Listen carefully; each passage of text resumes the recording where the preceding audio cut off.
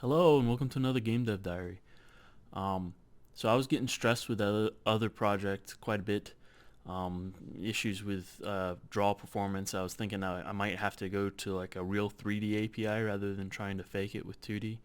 And I really just wanted to get to the point where I was designing gameplay and balancing stuff, and I was it felt like a Benjamin Button project. I started off with some content, and every update I kind of worked away from it by reworking systems over and over again. So I'm taking a break from that. I plan on going back to it in the future. This is another iteration on a card game, and I'm having a lot of fun with it already, so I want to show it to you. So if you've played Hearthstone, it's nothing like that. um, some biggest differences are your cards are not randomly drawn. You have access to all of them. You have four different mana types here. Currently my hero only has two going right now, but the next one he'll probably have all four. And there's going to be a lot of cards here, not just three. And you can play your cards, like I'll play this Ice Wall card here,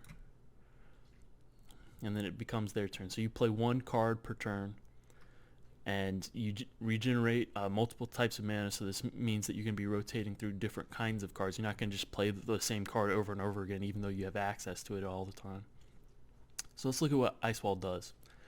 Costs 5 earth mana, has 0 attack, 14 health. It's melee, which means it has to be played on this front line here. So each side has a front line, a back line, and then their hero at the very back. It's fortified, so it takes half damage from auto attacks, and it melts. It loses 1 HP automatically at the beginning of its turn. So the Treant, that has 3 attack, 13 health, regenerates 2 health at the beginning of its turn. So the Skeleton Warrior, he does 3 damage, but the Ice Wall only took 1 damage because it cuts it in half and then rounds down.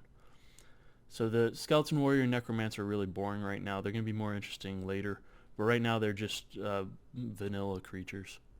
So the way attacking works in this game is, I'll show you. When you mouse over, they attack in 3 lanes at a time. They're only going to attack 1 creature per turn, but their priority is going to be based. You see these numbers in white with the black background. That shows you their priority when they try to pick a target. So that means if a target's in these bottom 4 squares there, it's going to bypass them completely and go on to attack the hero. So it's kind of complicated looking here, but in general, they attack things that are in front of them, and if there's nothing in front of them, they get to attack the hero. And if the hero gets to 0 health, if the enemy hero gets to 0 health, you win. And so this is meant to be pretty fast-paced. I'm going to play it a little bit so you can get a feel for it.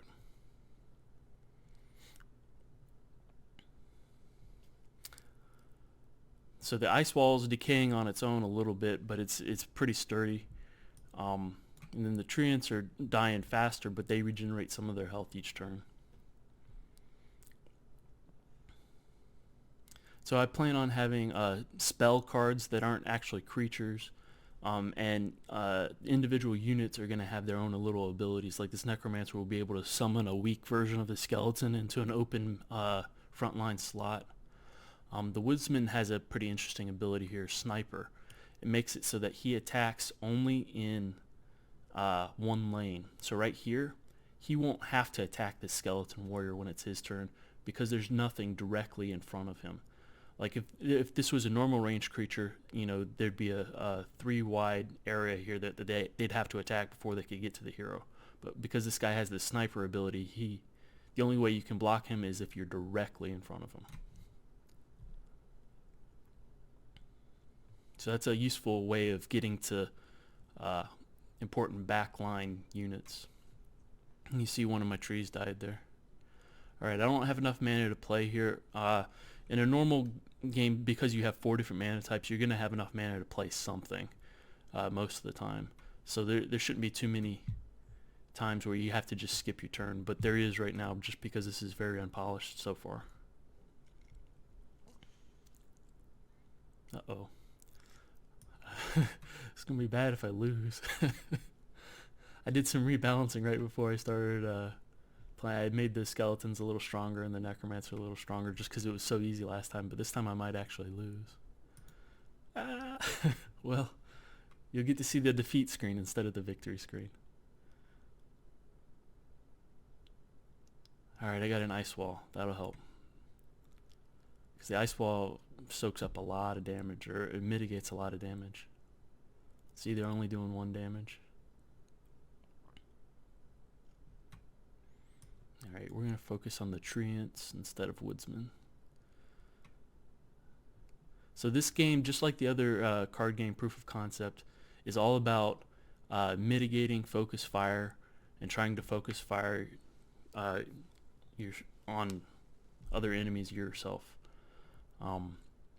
There's not a lot of strategy yet because there's not a lot of cards, but already, I started this 2 weeks ago, and I've just been working in the mornings before I go to work, and already I have more gameplay than I did in that other project, and already it's more fun, even though I'm getting my ass kicked. Defeat.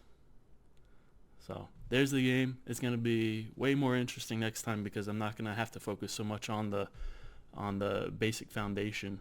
I still need to figure out how to do the targeting for spells because they're going to have some interesting targeting, like attacks the entire front line, or all sorts of weird targeting and the creature abilities, but that's not going to be too hard compared to all of this that I've done. So hopefully I'll be able to show you a really cool battle next time. Okay, thanks for watching.